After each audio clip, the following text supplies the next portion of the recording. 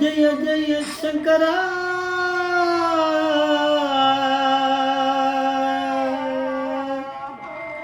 ஹர ஹர சங்கரா ஜய ஜய சங்கரா ஹர ஹர சங்கரா ஜய ஜய சங்கரா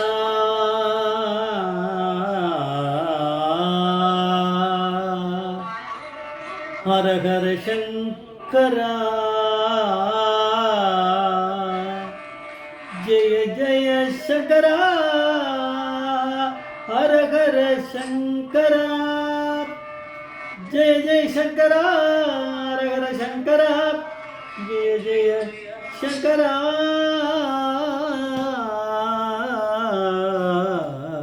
ஓம் குருப்யோ நமः. நமஸ்தே சுகுணாதம் காஞ்சி பீட்டம் ஸ்ரூபஜிதம் திவ்யகணபேசம் காஞ்சிம் ஜெகதனம் நமஸ்தே அபரகண சிந்தம் ஞானதம் சாந்தரூபிணம் Sri Chandrasekhar குரும் பிரணமாமுதானம் கலிதேவம் காஞ்சிமணி YouTube channel பிரத்யேகமாக நமது மகாபெரியோட பக்தருக்கு ஏற்பட்ட கொண்டிருக்கும் அனுபவங்களை ஒவ்வொரு நாள் ஒரு அனுபவம் ஒரு தலைப்பு. இன்றைக்கி அனுபவத்தோட தலைப்பு உன் குழந்தை உயிர் இந்தா பிடிச்சிக்கோ. உன் குழந்தை உயிர் இந்தா பிடிச்சிக்கோ. ரமேஸ்வரனான மகாபெரிவாளை மட்டுமே தான் இப்படி பண்ண முடியும். வேறு யாராலையும் நினச்சி பார்க்கவே முடியாது நம்மளால். இந்த இன்டர்வியூவை ஸ்ரீ சிவராமன் மாமா வந்து எடுத்திருக்கார். அதில் அரக்கோணம் பாலு பற்றி அரக்கோணம் பாலு மாமா அப்படிங்கிறவர் கைங்கரியம் பண்ணியிருக்கார். நம்ம ஒன்று ரெண்டு அவருடைய அனுபவங்களை பார்த்துருக்கோம். அவர் ஸ்ரீமடத்தில் மகாபெரிவாவுக்கு கைங்கரியம் பண்ணிகிட்டே இருந்தவர்.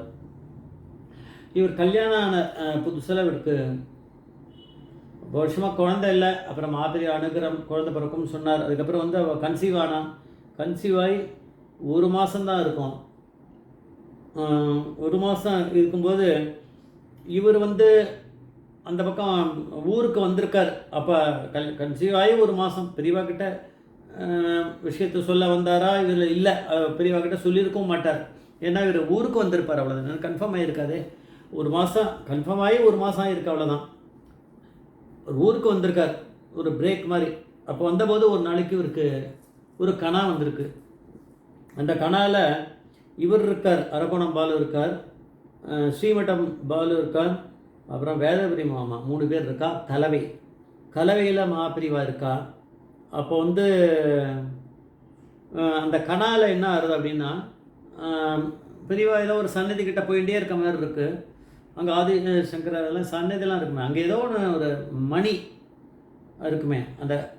அந்த மணி வந்து பூஜை மணி இருக்குது. அந்த மணியை பெரியவா எடுத்து இவர்கிட்ட அரக்கோணம்பாலுக்கிட்ட இந்தடா அப்படின்னு கொடுக்குறார், வச்சுக்கோ அப்படின்னு. அப்போ உடனே தன்னோட மேல் வஸ்திரத்தை அப்படி காமிச்சு இப்படி பிடிச்சிக்கிறார்.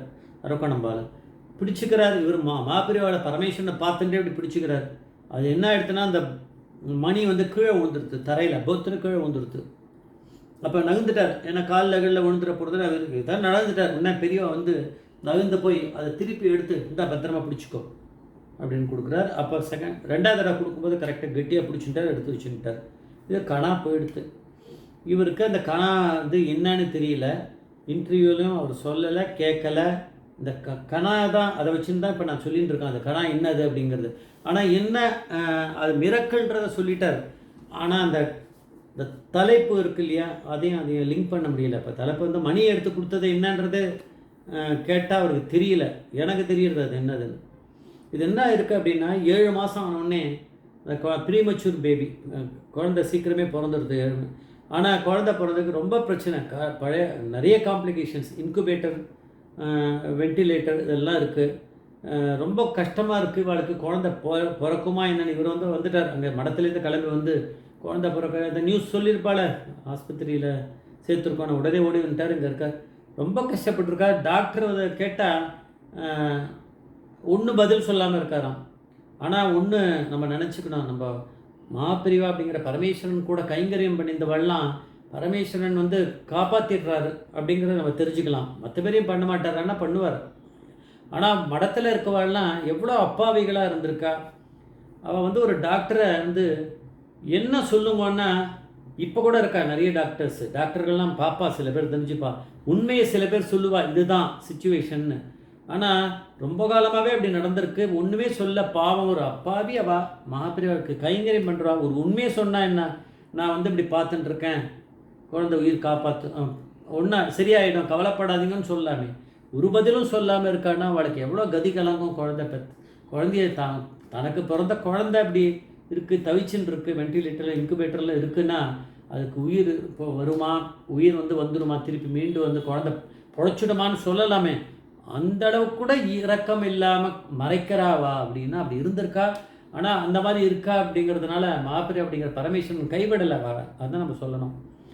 அதனால் அப்படியே இருந்ததுன்னா இருக்குன்னா குழந்தை வந்து அப்படியே கொஞ்சம் கொஞ்சமாக ரொம்ப சீக்கிரமாக அந்த இதுலேருந்து மீண்டு வந்து இந்த குழந்தை சாதாரணமாக எடுத்து ரொம்ப நல்லா ஆகிடுது. அதுக்கப்புறம் வந்து ரொம்ப ரெக்கவரி குயிக்காக இருந்தது அப்படின்றார். அப்படி தான் வச்சாலே தவிர அதுக்கப்புறம் பெரிய அவளுக்கு யாரை வேண்டிக்க தெரியும், பரமேஸ்வரனான மகாபிரிவாளை தவிர வேறு யாருக்குமே தெரியாது, யாரையுமே தெரியாது அவளுக்கு. அதனால் இப்படி இருக்கே அப்படின்னு நினச்சி கஷ்டப்படும்போது பெரியவாளை தான் வேண்டிப்பான். ரொம்ப சீக்கிரமாக குணமாகிட்டு இருக்க அந்த குழந்தைக்கு ரொம்பவே சரியாகிடுது. அதனால் எனக்கு அப்புறம் என்ன தோணித்துன்னா, இந்த மணியை பெரியவா அப்படி கொடுக்குறா, இந்தோட குழந்தை உயிர் பிடிச்சிக்கோ அப்படின் போது கீழே விட்டுடுறாரு. அதான் முதல்ல அவளுக்கு அந்த குழந்தைக்கு பிரச்சனை வருது, அதுதான் அது. ஆனால் திருப்பி எடுத்து பெரியவா இருந்தா அப்படின்னு கொடுக்குறாரு, கெட்டியாக பிடிச்சிக்கிறார். இதுதான் அது. அதை அவருக்கு லிங்க் பண்ண முடியல. அந்த கணா என்னன்னு தெரியலன்னு அவர் சொல்கிறார் அந்த இன்டர்வியூவில். ஆனால் எனக்கு நல்லாவே தெரியறது, உன்னோட குழந்தை உயிர் தானே நான் எடுத்து கொடுத்துருக்கேன் அவங்ககிட்ட, பிடிச்சிக்கோ அப்படின்னு கொடுத்துருக்கார் அப்படிங்கிறதா கனாவில் வந்திருக்கு.